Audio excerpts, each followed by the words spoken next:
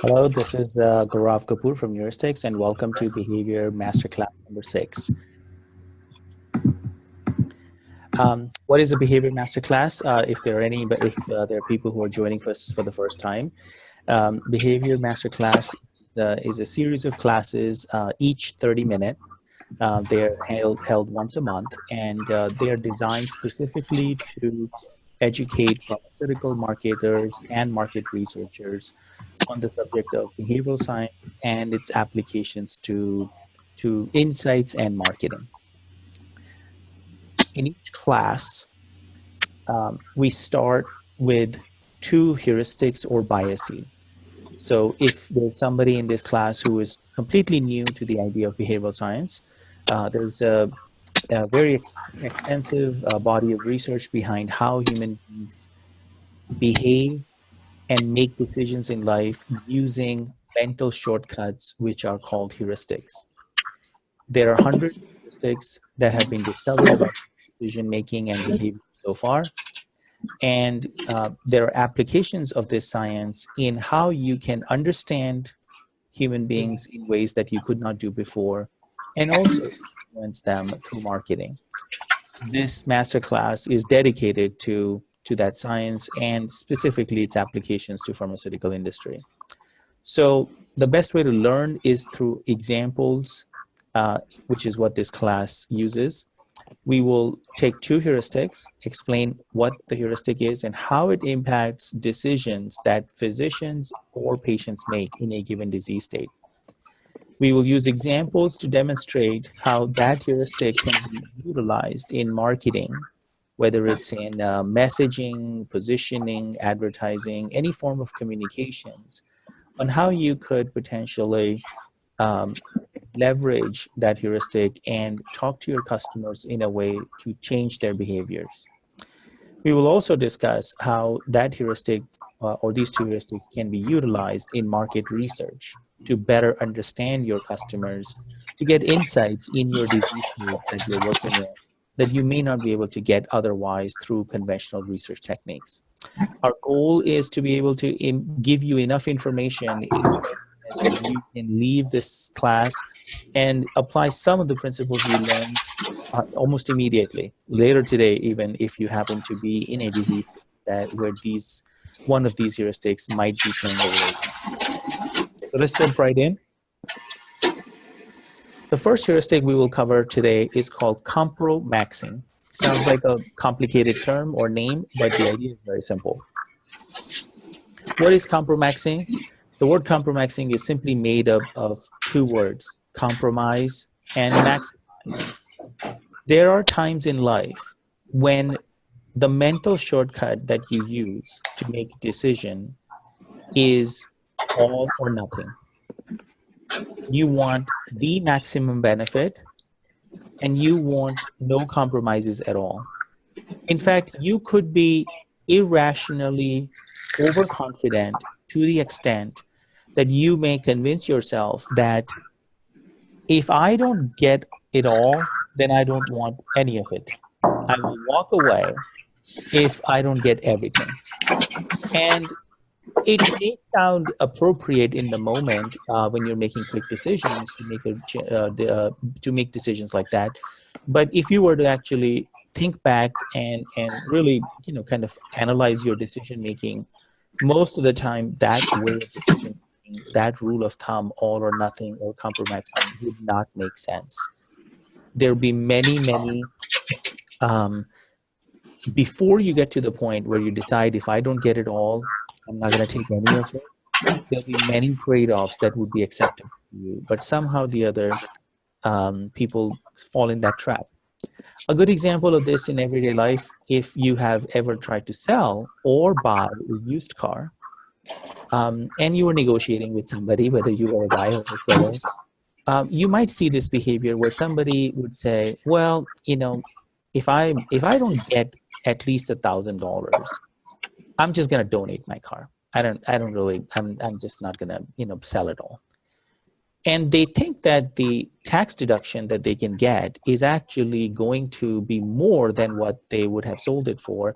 And at some point, it could be more, but in most cases, it's not. So they would be better off selling their car. For most, even at a low price point, they should sell their car. But irrationally, they convince themselves that, oh, if I don't get $3,000 for it, I'm just not even going to bother. I'm just going to donate it. So let's let's bring it closer, and let's look at how this heuristic could be playing an impact or influencing decision making in certain disease states. In diabetes, a very interesting evolution has occurred over the last decade. The disease state in the market has slowly been shifting from one heuristic to another, and it's moving towards compromaxing. It may not be all the way there, but it's headed in that direction. 10 years ago, the heuristic that used to drive decision-making, a lot of decision-making in diabetes for physicians was called satisficing, which is the extreme opposite end of compromaxing, which means good is good enough. I don't need any better. And the sacrifice that I have to make to get more satisfaction is just not worth it. Compromaxing is the opposite of that. I want perfection, all or nothing. And if I don't get it, I'm not taking any of it. 10 years ago, when Januvia entered the market, the physician would make decisions using this type of logic.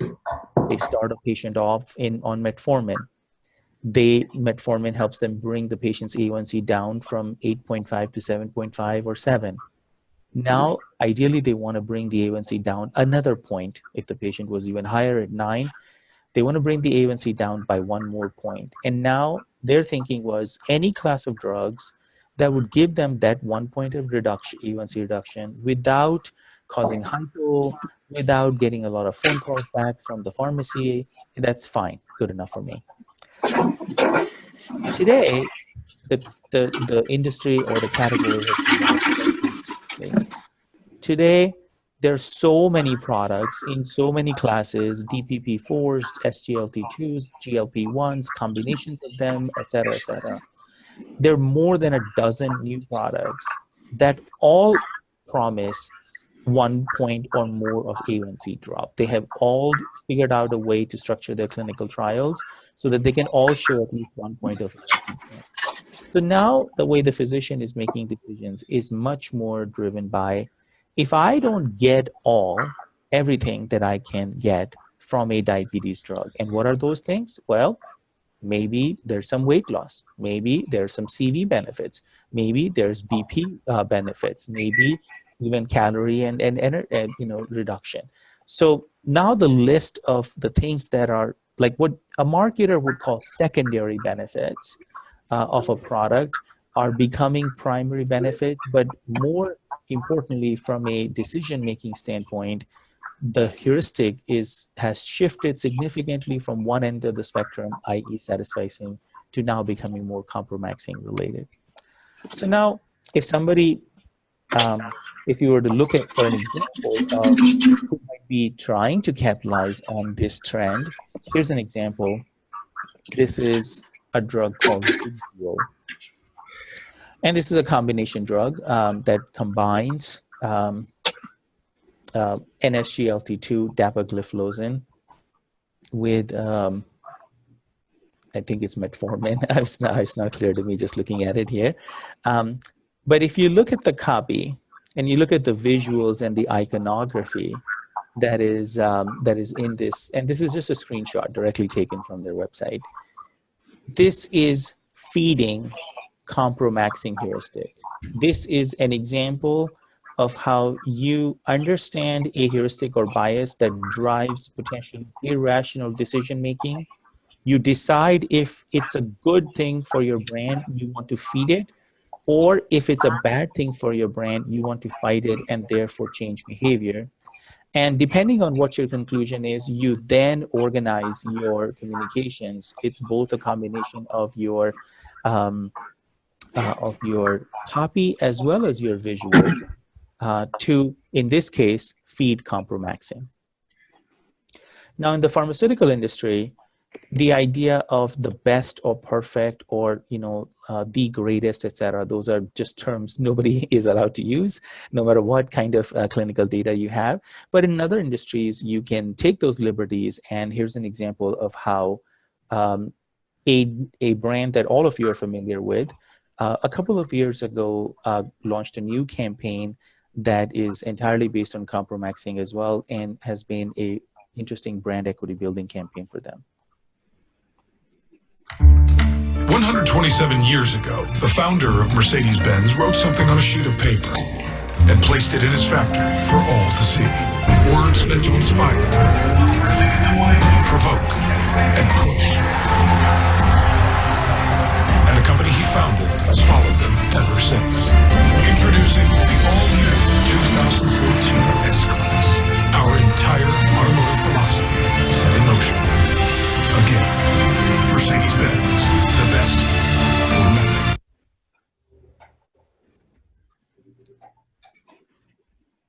So for the longest time, Mercedes-Benz did not have a set of 4 words that were highly aspirational and describing the power of their brand, like BMW did. So the ultimate driving machine encapsulated everything about BMW, every model of BMW, no matter who the target audience was, a value proposition for that brand. Mercedes-Benz is trying to do the same thing with these words, the best or nothing, and the fact that it ties to the equity of the brand all the way back to its origins, when the founder literally wrote those words on a piece of paper or whatever it was on, is a very interesting, connection that from day one, Mercedes brand has stood for this. What took them so long to figure this out in their campaign is a whole nother topic to discuss. But this is an example of how feeding Compromaxing heuristic, because people can fall in the trap of all or nothing. Now, let's look at the second heuristic of the class, for this master class. The heuristic is called framing effect. And as the name suggests, you can probably, every marketer knows what frame of reference is and how frame of reference can change the way people respond to ideas or messages or any kind of communications. In behavioral science, there have been experiments done where literally framing effect can change the way people evaluate things, and you can even measure quantitatively how much change it makes. So for example, there have been experiments done where you could show somebody a painting, and then you can put that painting in a Metropolitan Museum of Art type of frame, and then show that painting to another group of people, and you ask them to score, how beautiful is this painting? You get very different set of scores. The painting actually hasn't changed. The frame should make no difference on your evaluation of the painting. Nobody asked you to evaluate the frame, but you cannot not look at it, and there is some synergy between them, or in the presence of that frame, that painting now suddenly has a different meaning.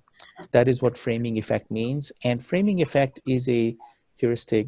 As a marketer, you can often leverage to your advantage, because if you are having a hard time trying to get the point across about something about your product, it could be a complex MOA, it could be a complex dosing schedule, it could be a new class of drug altogether where the need itself has not been established. You know that what is it that you're trying to communicate that is not getting across. It could be a trial design that people are not appreciating.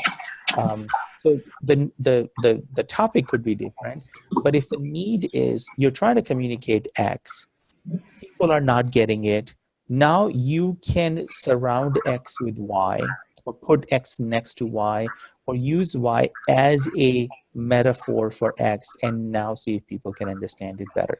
So let's take some examples of framing effect to see how it can be leveraged. Framing effect itself doesn't drive decisions in a disease state. It is more of a marketing heuristic or a marketing tool that you can leverage to move heuristics in your direction if they weren't automatically moving in your direction. So let's take some examples. Here is an ad that is entirely based on framing effect heuristic. Why do I use fast-acting Advil? Because every season I face the combined power and speed of this.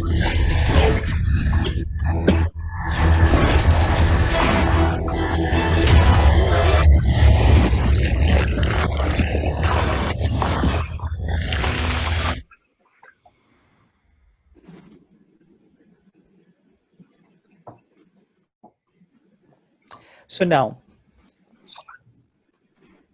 does anybody actually need a framing effect to understand and appreciate the fact that a hockey player, and especially a goalie, experiences a lot of pain?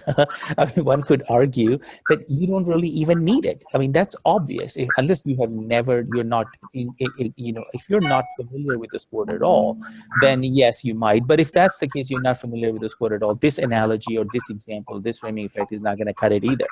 So technically, you could even argue that in this case, a framing effect is not needed whatsoever at all. The point can be made without this framing effect. But even if you said, you know what, people really don't appreciate as much as how we can come up with a very clever example to get them to appreciate that this is an ad for Advil, that Advil can work on tough pain. So that's what we're trying to do, dramatize the problem. Okay, no problem. If that maybe we can, So in this case, the framing effect that is being used in the ad is Henrik Lundqvist faces over 1,700 shots in a season. Each one hurts a lot, and if you add up the entire amount of force that he's being subjected to, it would be the equivalent of a rhinoceros crashing into him at the speed of 35 miles per hour. Now, Henrik Lundqvist has never been hit by a rhinoceros. Most people have never been hit by a rhinoceros. It is difficult to appreciate what that would feel like, right? You can almost imagine being hit by a puck that is moving at 100 miles an hour more than you can appreciate being hit by a rhinoceros. So if the objective of the framing effect is to actually get the point across in a more intuitive, quick, and more persuasive way, an alternative framing effect could be something that many people or most people have experienced in their lifetime. If you've hammered a nail into a wall, or if you've done any kind of woodwork or anything like that, any kind of homework, you might have experienced this painful experience. You might have had this painful experience where you accidentally hammer your thumb or your finger or whatever. So, and it hurts a lot. So, framing effect, there are hundreds of ways to do it. The one that is best suited for the point you're trying to make is what you're looking for, and that is technically, you can say rationally, I shouldn't need any of this. People should be able to understand if they were thinking rationally, but they're not, and a framing effect can be used as a leverage. Let's look at, here's a COPD drug, Combivent, and the point they're trying to make is when you have COPD, even a few steps on the staircase can be daunting or exhausting. And this is a simple way of, exaggerating the problem using a framing effect in the back. Could there have been an even more extreme way to exaggerate using a different framing effect? This set of stairs seems very steep, but if you're really trying to get the point across that, a mole looks like a mountain type of idea, then again, there could be many other framing effects possible. Let's take another one. Here's an ad. What if one stalk of broccoli could protect you from cancer? What if one push-up could prevent heart disease? But there is one step you can take to help prevent another serious disease, pneumococcal pneumonia. One dose of the Prevnar 13 vaccine can help protect you from pneumococcal pneumonia. So this is also an interesting use of framing effect heuristic, in that now it is this idea of using the frame as only one unit of something, which is clearly understood is not sufficient. One piece of broccoli is not going to make you healthy. One push-up is not going to tone your body. That you don't have to explain that to somebody. Yet, if I was just using words to communicate that idea, it may not be sufficient. So dramatizing that in the form of framing effect using either the broccoli or the push-up. And now you can actually, if that type of framing effect is being used, it suddenly becomes a very campaignable idea. So you can, whether you want to, you obviously have to go test it and figure out whether it's a good idea or not to begin with, but at least theoretically, using that heuristic, it becomes a campaignable idea, because you can make a list of 20 different things where you can easily apply this frame that one of something is not enough to make an impact. And that list will be very long. And you can actually continue to have a list that will be very intuitively believable. Nobody will ever challenge in their mind that, well, I didn't understand that, or I don't believe that, et cetera, et cetera. And now linking that to the idea that one injection of Prevnar 13 can save you is an interesting way of using framing effect heuristic. So this is a heuristic you should, this is a heuristic, no matter what disease state you are in, you might be able to leverage. Leveraging it correctly is the name of the game. There are times when you might even hurt your case if you're using the wrong framing effect or using framing effect incorrectly, or it would be marketing waste. You may not actually cause damage to the brand, but it might be waste in that you are just not benefiting from your overall strategy. So let's recap quickly. We learned 2 heuristics today. Frankly, we learned 2.5 or 3. Compromaxing is a diametrically opposite heuristic of satisficing, which we introduced as well when we were talking about the diabetes example. Compromaxing means all or nothing. Satisficing means I'll take good. It's good enough for me. I don't need any more than that. There are times when satisficing drives decision-making. There are other times when compromaxing drives decision-making. There are differences in the circumstances and situations when one versus the other plays a role. We'll talk about that on the next slide. But now you know what compromaxing is, and most of the time you will be feeding compromaxing. It'll be very rare where the customer actually has the belief system that they want it all, and you are trying to fight it, and you're trying to convince him that you don't want all. In fact, your desire to want all is causing you to not have the most important things at all. That it could happen. It's not. We're not saying that may not, but most of the time you're going to be feeding compromaxing through your messaging. Framing effect is literally, think about if your product is the painting, what frame do you want to put it in to communicate the benefits or the features or the MOA or the dosing or any of the elements of your product. Sometimes you will not need a framing effect at all. It won't add, it might even distract. Other times framing effect would have a significant contribution to communicating some of the most important aspects of your brand that may be very difficult to communicate on their own. As an example, sometimes people have worked on brands where the clinical trial was designed in a way that at some point everyone crossed over from the comparator arm to your arm. It may be oncology or any other, for ethical reasons. And now the data between the comparator arm and your arm looks actually less differentiated because of all the patients who were on their drug were on your drug as well. So now you can't really tease apart easily, and you're trying to communicate to the physician that, look, my data is actually could have been even better than it looks because of this artifact of how the trial design evolved.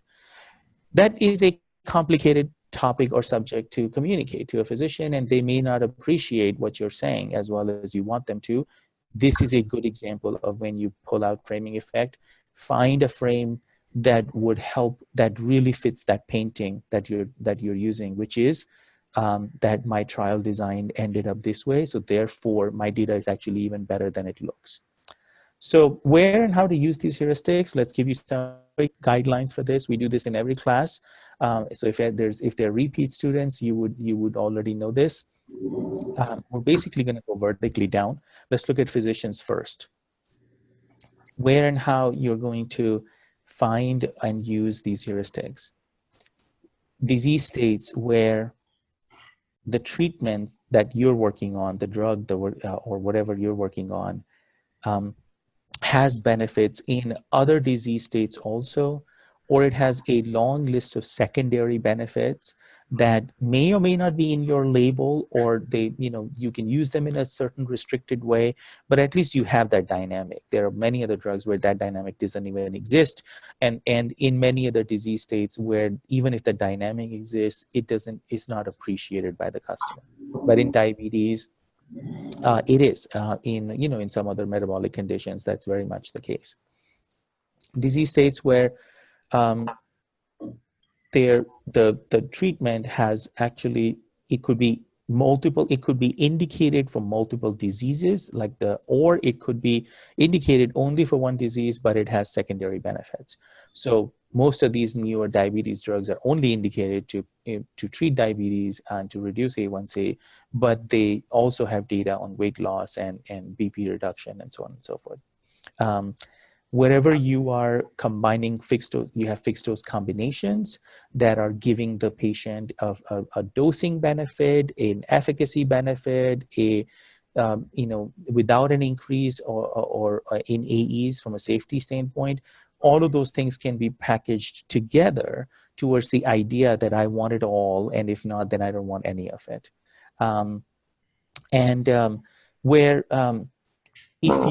If diseases where there has been a stepwise escalation type of algorithm for treatment, and suddenly now you can actually almost eliminate that. So think like something like Hep C. Before all these new antivirals came in, they've only been around for 3 to 5 years max, the disease was treated in a completely different way.